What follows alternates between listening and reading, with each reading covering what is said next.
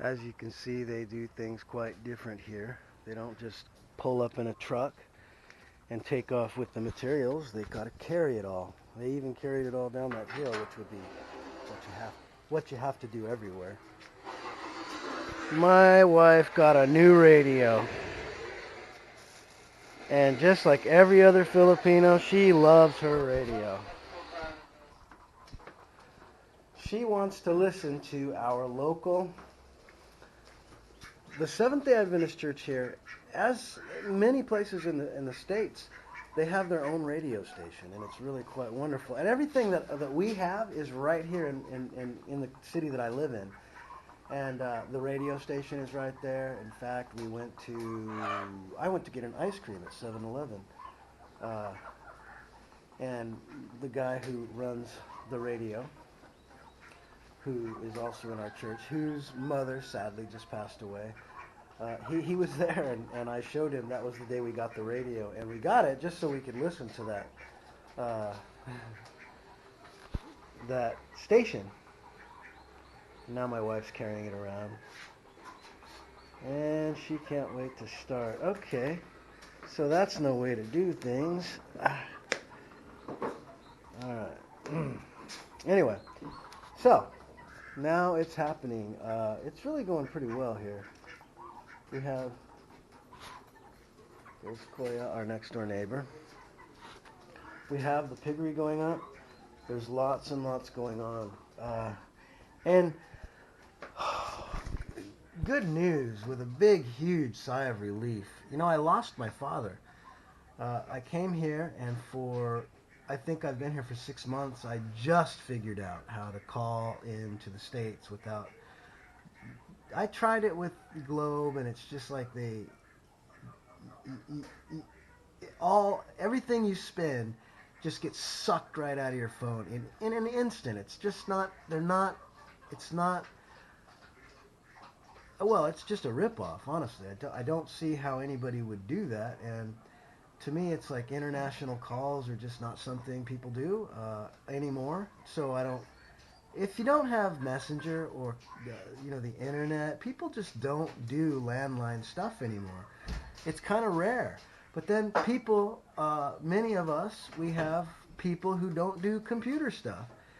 Um, you've got people who have landlines. They're older people, and you just gotta be able to call them. I mean, obviously, what a treasure to have an old woman who's like your mother named Ruby and not be able to talk to her. That's just pitiful. I mean, honestly, when I was in America, she was my mother. I have the experience now of having a mother at my age, the same age that she would be. I don't have a mother, and I really just didn't want to give her up. So I used to call her every Saturday, right after church, talk to her about the Sabbath, and get built up, like just like a son would. And she treated me like that. She has a great family. I love her. So now I can call her. But then, as soon as I figured that out, she was the first person I tried to call, and I did call her. And then the second person was my father. I lost him. He's 100 years old this November 1st, last November 1st. 100 years old, and now my sister is uh, I was the executor of his estate, and I took care of him back when I was there. And then when I had to move to Idaho, we got her signed up so that she could be the executor. And now it's time. I'm not there. We don't have the facilities anymore for me to take him. I wish I could have flown him here. I don't know if that would have been an ideal thing for him, because I just spoke to him, and he is doing great. It sounds like everything's great. It sounds like his daughter's doing fine. I didn't talk to her, but he doesn't sound like he's in any distress. So my worries are just dissipated. She was there with him, and he was fine. And honestly, I think he's losing his facilities. He's still coherent, but he's at the end of all that. So, but I feel so much better because I found my dad. My previous wife went and found his phone number.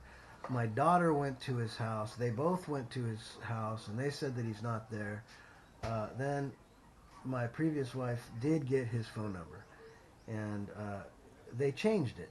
So that's how I lost my father.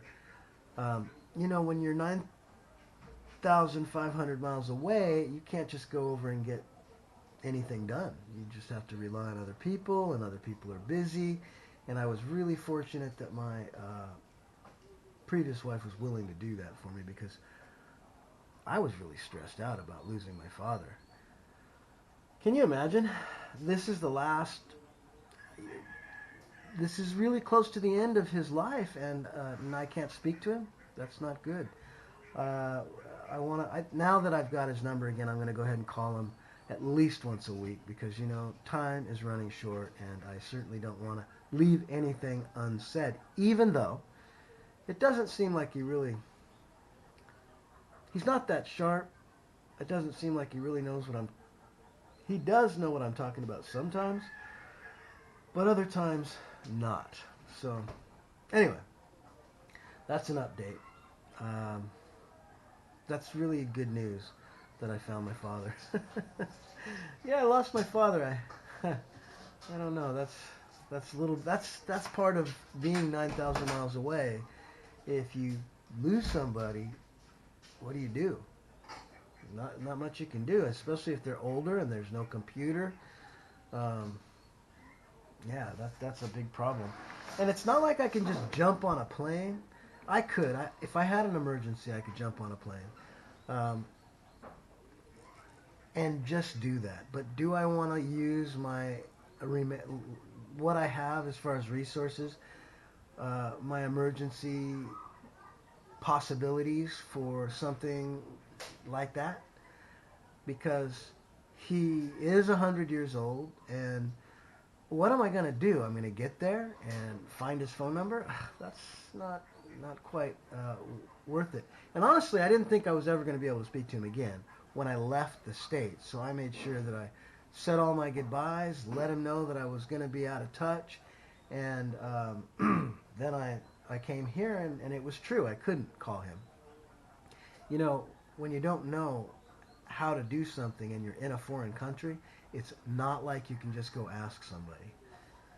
And even if you do ask somebody, then stuff doesn't work, and yeah, it's. And besides, I don't even have the idea of a landline is kind of a prehistoric idea. It just doesn't work anymore.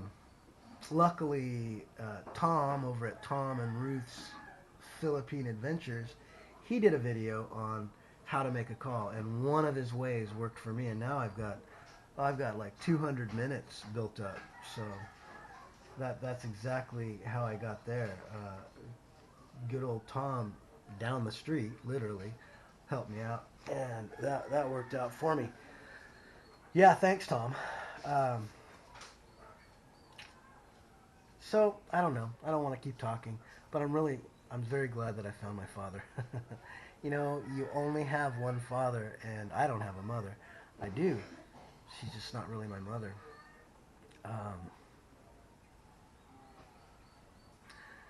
And it's almost the end of that time, and now I'm going to know soon what it's like to not... he's been there all my life, always there somewhere.